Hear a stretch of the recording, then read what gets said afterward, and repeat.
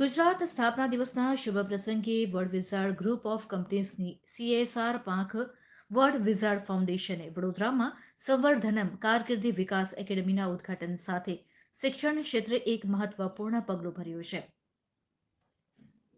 આ એકેડમીનું ઉદ્ઘાટન શ્રી વલ્લભ કુલભૂષણ વૈષ્ણવાચાર્યજી પરમ પૂજ્ય 108 શ્રી વ્રજરાજ કુમારજી મહોદય શ્રી દ્વારા વર્લ્ડ વિઝાર્ડ ગ્રુપના chairman Shri Yatin Gupte, world wizard ફાઉન્ડેશનના trustee Shrimati Sheetal Bhalerao, world wizard ફાઉન્ડેશનના સલાહકાર ડોક્ટર જીગર ઇનામદાર અને વડોદરા ભાજપના પ્રેસિડેન્ટ ડોક્ટર વિજય શાહની પ્રેરક ઉપસ્થિતિમાં કરાયો હતો.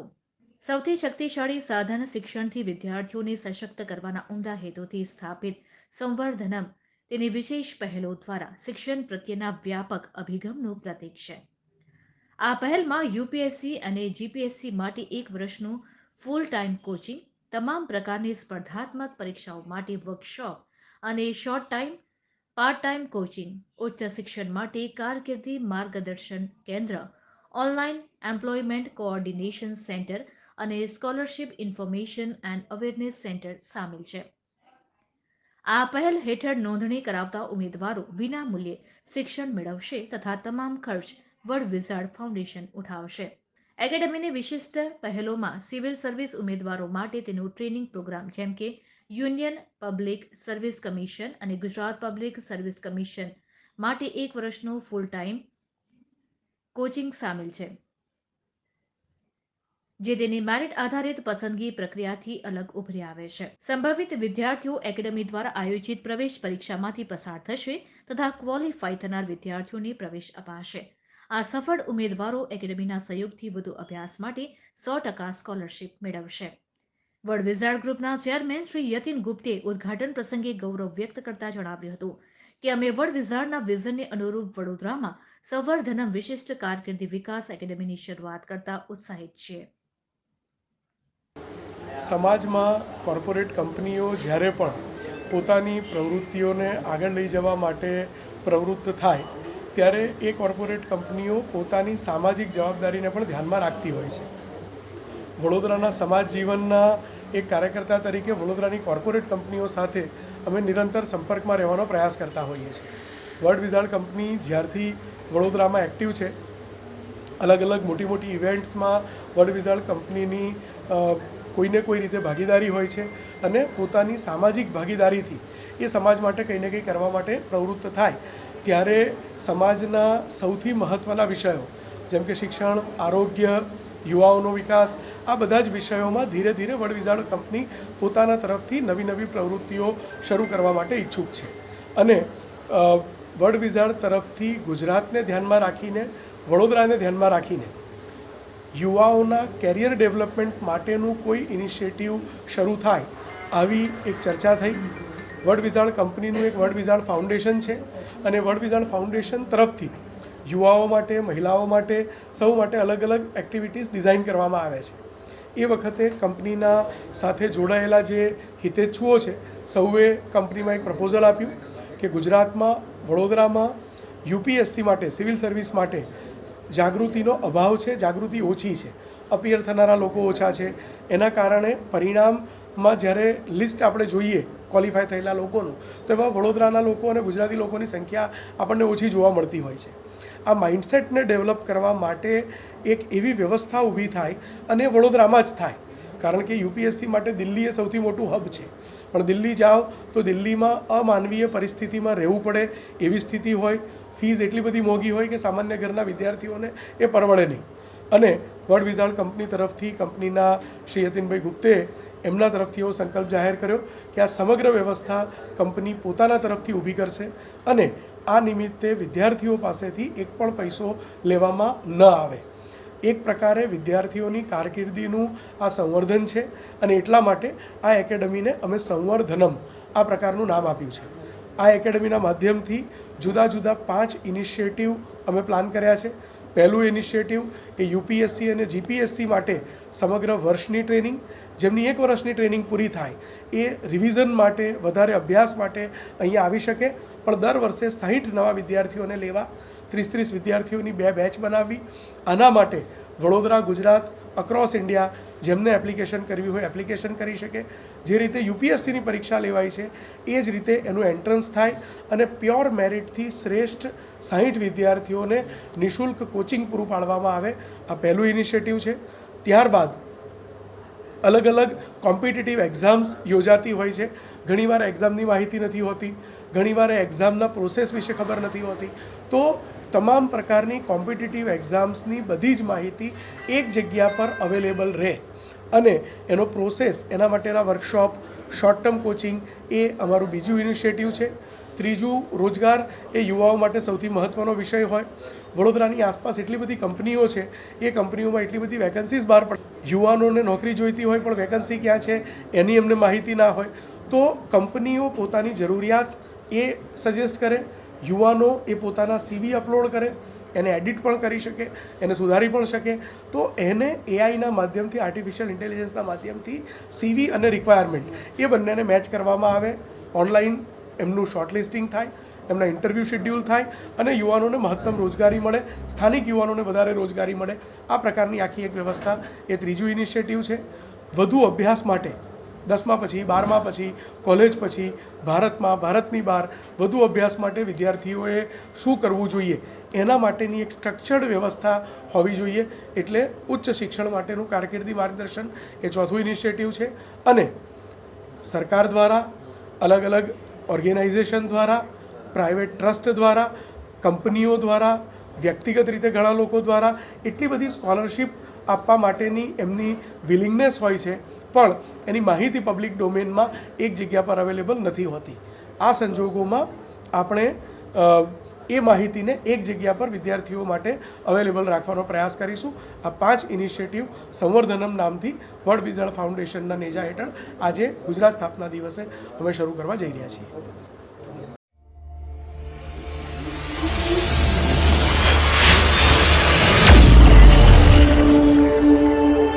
DNTV, a leading local news channel of Vadodara.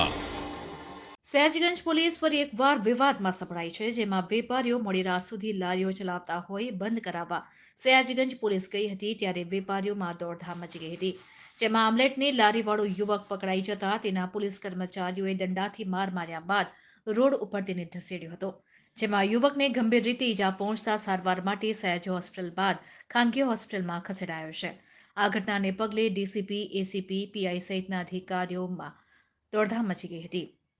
માર મારનાર 3 પોલીસ કર્મચારીઓને ઝડપી પડાયા હોવાનું પણ જાણવા મળ્યું છે. ત્યારે આગામી લોકસભાની ચૂંટણીને લઈને આચારસંહિતાનો અમલ શરૂ થઈ ગયો છે, જેને લઈને પોલીસ દ્વારા વડોદરા શહેરમાં મોડી રાત સુધી ચાલતી લારીઓ બંધ કરાવવા કાર્યવાહી કરતી હોય છે. મંગળવારે મોડી રાત્રે સયાજીગંજ પોલીસની ટીમ લારીઓ બંધ કરાવવા માટે પહોંચી હતી, ત્યારે પોલીસ વાનને જોઈને વેપારીઓ સહિતના ગ્રાહકોમાં દોડધામ મચી ગઈ હતી. પરંતુ A1 ફૈઝાન આમલેટની લારી ચલાવતા ફૈઝાન નામના યુવકને પોલીસે ઝડપી પાડ્યો હતો. આ પીસીઆરમાં આવેલા પોલીસ કર્મચારીઓએ યુવકને દંડાથી માર માર્યા બાદ રોડ પર ઘસેડ્યો હતો, જેને કારણે યુવક ગંભીર રીતે ઘવાઈ જતા તેને પહેલા સારવાર અર્થે સયાજ હોસ્પિટલમાં ખસેડવામાં આવ્યો હતો. જો કે હોસ્પિટલમાં હાજર તબીબો દ્વારા યુવકની હાલત ગંભીર હોવાને કારણે ખાનગી હોસ્પિટલમાં ખસેડ્યો હતો, જેથી યુવકને વધુ સારવાર માટે ખાનગી હોસ્પિટલમાં ખસેડાયો હતો.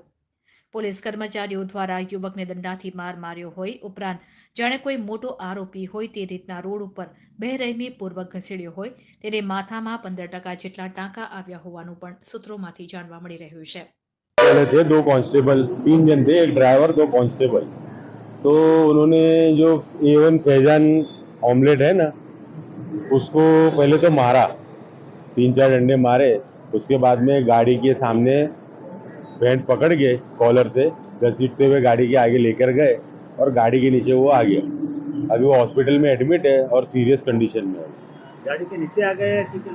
गाड़ी के नीचे बोले तो उसकी फेंट पकड़ी थी और घसीटते हुए लेकर गया. पूरा घसेरा, शरीर में पूरा निशान है. इधर 15 टाँके आए, यहाँ पर पूरा फट गया, आँख पूरी काली हो गई है, इधर पूरी सूज गई है और पीछे पूरा घसा हुआ है. अभी सीरियस कंडीशन में आईसीयू, ओ क्या बोलते उसको, अभी आईसीयू में डॉक्टर ट्रीटमेंट चालू है और अधिकारी भी सब उधर ही है.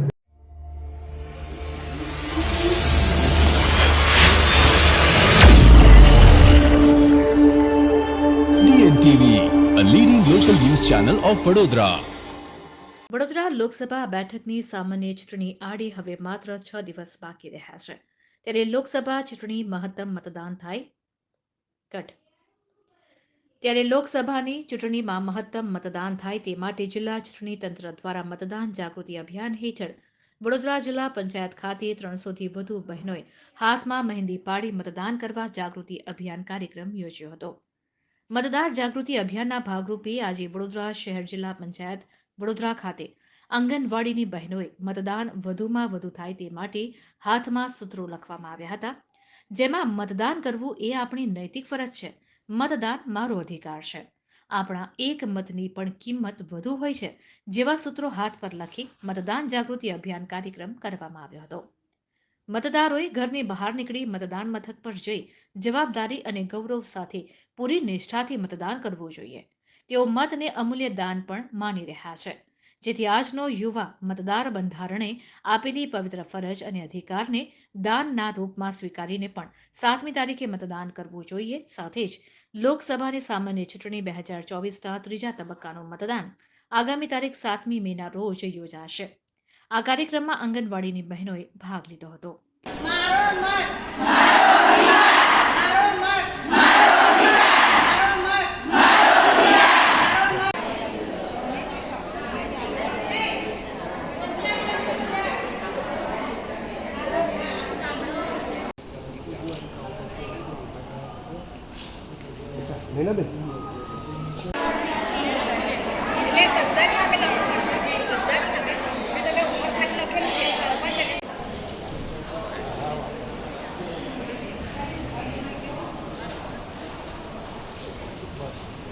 આજરોજ વડોદરા જિલ્લાની તમામ આંગણવાડીઓમાં તાલુકા પ્લેસ પર તેમજ અન્ય જગ્યાઓએ મહિલાઓ દ્વારા મોટા ભાગે પાર્ટિસિપેટ કરી અને મહેંદી ઇવેન્ટનું આયોજન કરવામાં આવ્યું હતું અને મહિલાઓએ ખૂબ જ ઉત્સાહિત થઈને આ સ્પર્ધાઓમાં ભાગ લીધો હતો અને તેમના દ્વારા તમામ મતદાતાઓને અપીલ કરવામાં આવી છે કે 7મી મે 2024ના રોજ આપનો મત અવશ્ય આપો. 10 મિનિટ દેશ માટે. આજરોજ અમે જિલ્લા પંચાયત ખાતે 300થી વધારે બહેનો આંગણવાડી કાર્યકર અહીંયા એકત્રિત થયા છે અને ડીડીઓ મેડમ તેમજ અમારા પ્રોગ્રામ ઓફિસર મેડમ શ્રીની અધ્યક્ષતામાં અમે મહેંદી મૂકીને મતદાન એ મારો અધિકાર છે તે સૂત્રો લખીને અમે જાગૃતિ ફેલાવવા માટે લોકશાહીના પર્વની ઉજવણી કરવા માટે અહીંયા અમે તમામ બહેનો એકત્રિત થયેલા છે, જેના માટે અમને ખૂબ ગર્વ છે.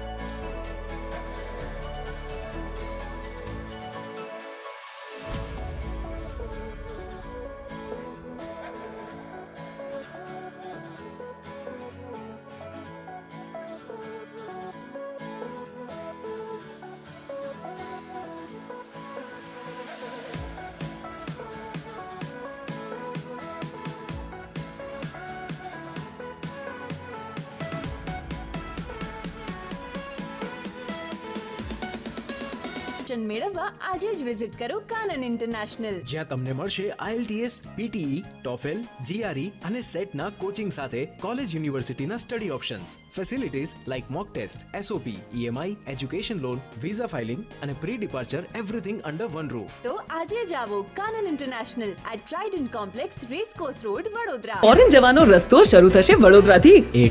એટલે કે જવું હોય UK, યુરોપ, USA કે કેનેડા, દિવ્ય ગ્રુપ સાથે કરો સફર તમારા કરિયરના સર્વોચ્ચ શિખર પર. વિદેશમાં ઉચ્ચતમ અભ્યાસ સાથે નોકરીની તક મેળવી આપતી વડોદરાની એકમાત્ર વિશ્વાસપાત્ર સંસ્થા એટલે Divya group of companies. Visit today at Neptune tower, BPC road, Alkapuri.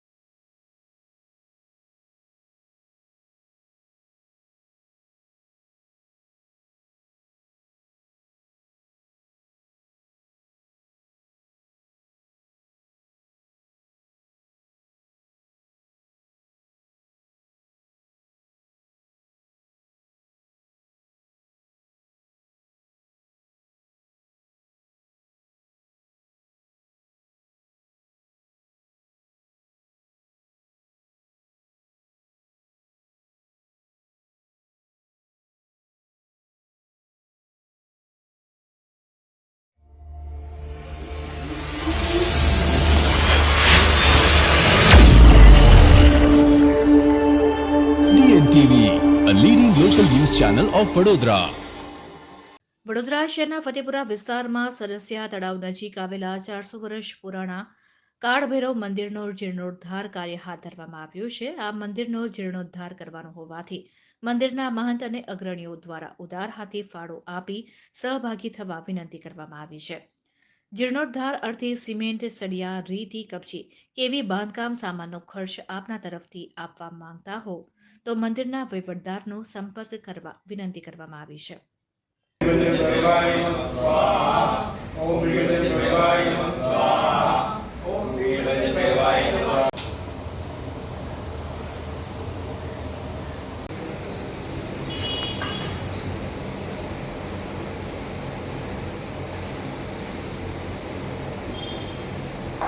આ શ્રી કાળભૈરવ દાદાનું મંદિર છે. સરસિયા તળાવ ફતેપુરામાં આવેલું જૂનામાં જૂનું મંદિર છે. સર સયાજીરાવ મહારાજના ટાઈમના બધા મંદિરો છે એના આજુબાજુ એનામાંનું એક આ મંદિર છે. આ ફતેપુર વિસ્તારમાં આવેલું છે. અહીંયા આગળ કેટલાય ધાર્મિક સ્થળો છે. અમે આ આગળ મને ઓછામાં ઓછા 25 થી 30 વર્ષ કન્ટિન્યુઅસ સેવા કરું છું મેં. એક ટાઈમ એવો હતો કે કોઈ અહીંયા આવતું નહોતું. શું ધીમે ધીમે દાદાની એવી કૃપા થઈ ગઈ. આવા લોકો બધા આવવા લાગ્યા ધીરે ધીરે. ના પછી વાત ધીરે ધીરે મંદિર બનતું ગયું. હવે અમારું એક છેલ્લું જે રિનોવેશનનું કામ છે, માથા પર પતરા છે, એટલે અમારા બધા ભક્તોની ઈચ્છા કે એના પર ધાબુ થઈ જાય, એના પર મોટું ઘુમ્મટ થઈ જાય, એટલે લોકોને ખબર પડે દૂરથી કે આ મંદિર છે, ધર્મસ્થાન છે. કેમ કે અમુક લોકોને હજુ ખબર બી નહીં પડતું કે આ કાળભૈરવ દાદાનું મંદિર છે. એના માટે જ અમે આ પ્રયત્નો કરી રહ્યા છીએ. એટલા માટે લોકો અમને જે સાથ સહકાર આપે અમે અપેક્ષા રાખીએ છીએ. આ એક ધર્મનું કામ છે. આ ધર્મના અંદર આપણે એક હિન્દુ ધર્મ તરીકે આપણે આ બધા સાથ સહકાર આપીએ તો અમે એની અપેક્ષા રાખીએ છીએ. આના સામે બીજું કંઈ કહેવા માંગતો નથી. રમેશભાઈ નલાવડે. હું અમે મંદિરમાં આમાં ત્રીજી પેઢીમાં સેવા કરું છું. મારા પહેલાં મારા કાકા હતા, પણ મારો ભાઈ હતો. મને 30 વર્ષ પોતાને થઈ ગયા. અહીં કાળભૈરવ દાદાનું આ 400 વર્ષ જૂનું મંદિર છે. આ મંદિરમાં ઘણા બધા ભક્તો આવે છે, એમની મનોકામનાઓ પૂર્ણ થાય છે. રવિવારે, મંગળવારે, ગુરુવારે ઘણા બધા ભક્તોનો ઘસારો અહીં રહે છે. આ જૂનું જે મંદિર છે એમાં અમે થોડો જીર્ણોદ્ધાર પણ કરી રહ્યા છે. તો મારા આપ સર્વેને એક જ વિનંતી છે કે તન મન ધનથી આપ લોકોનો સાથ સહકાર મળે. અમે એવું નથી કે ધનથી જ આપો, પણ ખાલી માત્ર તમે ભગવાનને એટલું પ્રાર્થના કરો કે આ જે ભૈરવ દાદાનું મંદિર છે જે આલિશાન રીતે બને અને એનો જીર્ણોદ્ધારમાં કોઈ પણ જાતની કોઈ પણ પ્રકારની તકલીફ ના પડે, એ રીતની પ્રાર્થના તમે ભગવાનને કરો. એ જ અમારા માટે તમારું ધન, મન, ધન અને એ દાન છે અમારા માટે. બસ અમે બધા એક જ વસ્તુ ઈચ્છીએ છીએ કે અહીં આવનાર તમામ ભક્તોના દુઃખ દૂર થાય, અને અહીં આવનારા તમામ ભક્તોના દુઃખ તો દૂર થાય જ છે. અને ઘણા લોકો એવી પણ માનતા માને છે કે પૂનમે, અમાસે અહીં દર્શન કરવા પણ આવે છે, અને આજે એ લોકો પણ અહીં આવી પોતાની ધન્યતા અનુભવે છે. કયા વિસ્તારના મંદિર આવેલું છે? આ 400 વર્ષ જૂનું મંદિર સરસિયા તળાવની આગળ કાળભૈરવ દાદાનું મંદિર આવેલું છે. અહીં કાલાષ્ટમીના દિવસ દર મહિને 1-2 વાર હવન પણ કરવામાં આવે છે, ને અહીં ઘણા લોકો પોતાના તન મન ધનથી અહીં સેવા પણ આપે છે. આ કાળભૈરવ દાદાનું મંદિર છે. 400 વર્ષ જૂનું પૌરાણિક મંદિર છે, અને જ્યાં જે લોકો અહીંયા આસ્થા લઈને આવે છે, આસ્થા એમની પૂરી થઈ જાય છે. અને આનો અમે જીર્ણોદ્ધાર કરી રહ્યા છીએ. તન મન ધનથી તમારે જે કોઈ દાતાઓ આપવું હોય આ મંદિરનો ઘુમ્મટ બનાવવાનો છે. એના માટે અમે આ વર્ષોથી અહીંયા પૂજા કરીએ છીએ, અને એના માટે અમે આ તન મન ધનથી જેને કોઈ આપવું હોય, દાન આપવું હોય, એ અમે સ્વીકારીએ છીએ અહીંયા. અને આ મંદિર એવું ચમત્કારિક છે કે જે બી લઈને કોઈ અહીંયા આવે છે અહીંયા ફર્સ્ટ ટાઈમ, એ કન્ટિન્યુ થાય છે, એનું કામ થાય છે, 100% કામ થાય છે.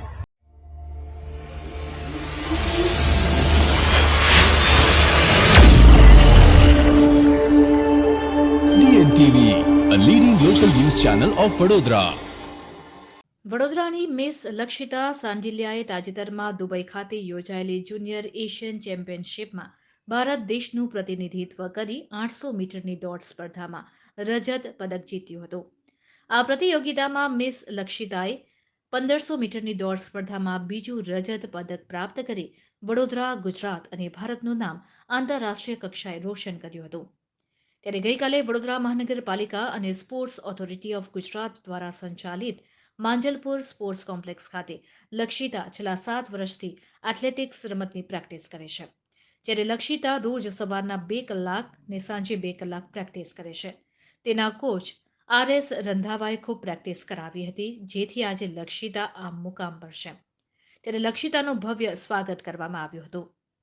માંજલપુર સ્પોર્ટ્સ કોમ્પ્લેક્સના CEO રોહનભાઈ, સંદીપભાઈ દેસાઈ તથા લક્ષિતાના પરિવારો, RS રંધાવા તથા મોટી સંખ્યામાં બાળકો અને વાલીઓ ઉપસ્થિત રહ્યા હતા. आज सबके लिए ही काफ़ी गर्व की बात है कि हमारी लड़की लक्षिता सांदलिया, जिसे हमने तो गोल्डन गर्ल का नाम दिया है, क्योंकि ये जहाँ भी कोई भी कंपटीशन में पार्ट लेती है हमेशा गोल्ड मेडल लाते हैं. नेशनल हो, इंटरनेशनल हो, कहीं पे भी वो जाती है उसका 100% देती है. दुबई में रिसेंटली जो जूनियर एशियन चैम्पियनशिप हुआ उसमें 800 और 1500 दोनों में वो सिल्वर मेडल लेके आई है.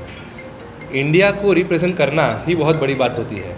अगर इंडिया को रिप्रेजेंट करके मेडल लाते हैं तो वो तो बहुत बड़ी के बड़ी बात हो गई है. हमेशा कहते हैं कि हर एक एथलीट का इंडिया के लिए खेलना, इंडिया का जो सिंबल है वो चेस्ट पे होना बहुत गर्व की बात होती है. वो सिंबल लेके अभी तक के, जैसे मैं उससे बात कर रहा था, 5 मेडल आए हैं, इंटरनेशनल 5 मेडल. तो वो बड़ौदा के लिए, गुजरात के लिए और भारत के लिए एक गर्व की बात है. आज बड़ौदा में मांजलपुर स्पोर्ट्स कॉम्प्लेक्स और समाज स्पोर्ट्स कॉम्प्लेक्स, इन दोनों स्पोर्ट्स कॉम्प्लेक्स में उत्कृष्ट ट्रेनिंग चल रही है. काफ़ी अच्छे कोचेज़ यहाँ पे हैं, बहुत अच्छी ट्रेनिंग यहाँ पे चल रही है. इसी का रिज़ल्ट है कि लक्षिता के आज 5 इंटरनेशनल मेडल आए हैं. अगर समाज स्पोर्ट्स कॉम्प्लेक्स की बात करूँ तो गरिमा व्यास करके एक पैरा ओलंपिक है, पैरा स्विमर है, जो अभी के रिसेंटली नेशनल में नंबर 1 गोल्ड मेडल लेके आई है.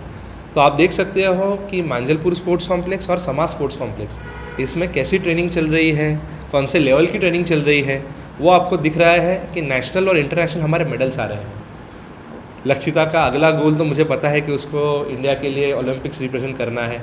और मैं कोच हैं रंधावा जी और उनके पेरेंट्स हैं, उनको थैंक्स बोलना चाहूँगा.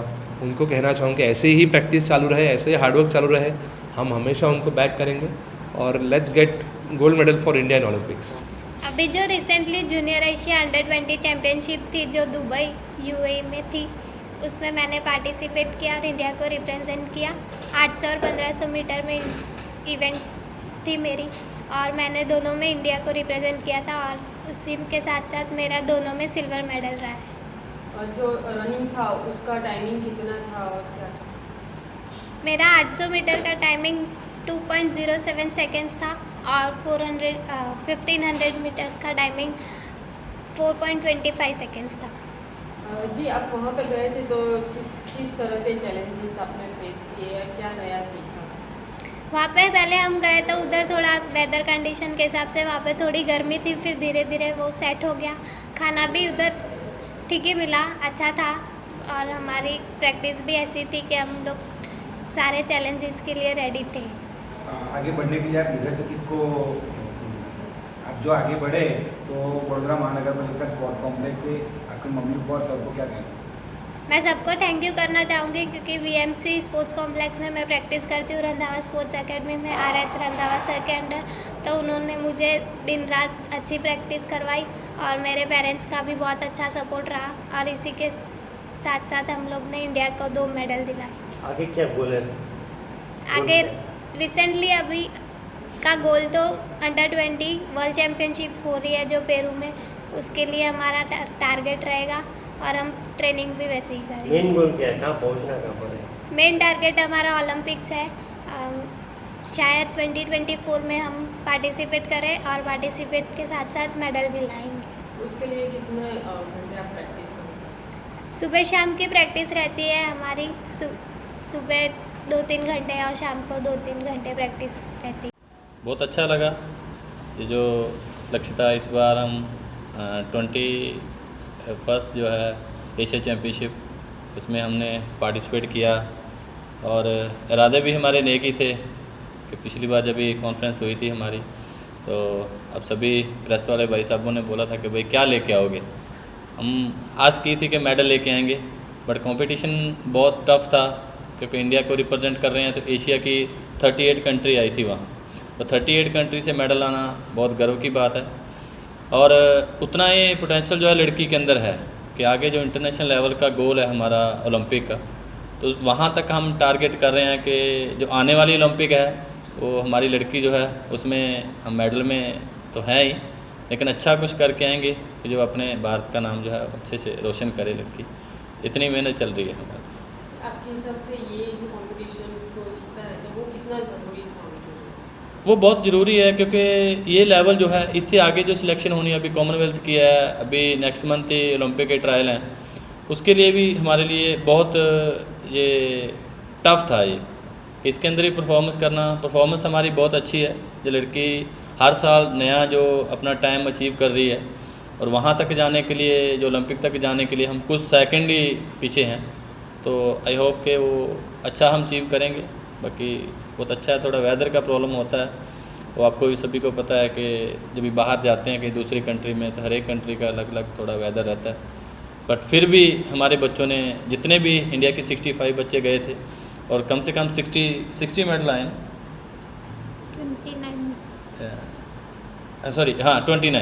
29 मेडल आए हैं। तो फर्स्ट जो चल रहा था चाइना और इंडिया का कंपटीशन था, तो फर्स्ट वहाँ पे चाइना रही है और सेकंड पोजीशन पे हमारे मेडल रहे हैं और बहुत टफ था ये।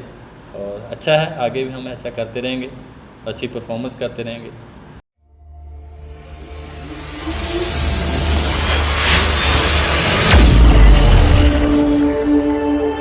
DNTV, a leading local news channel of Vadodara.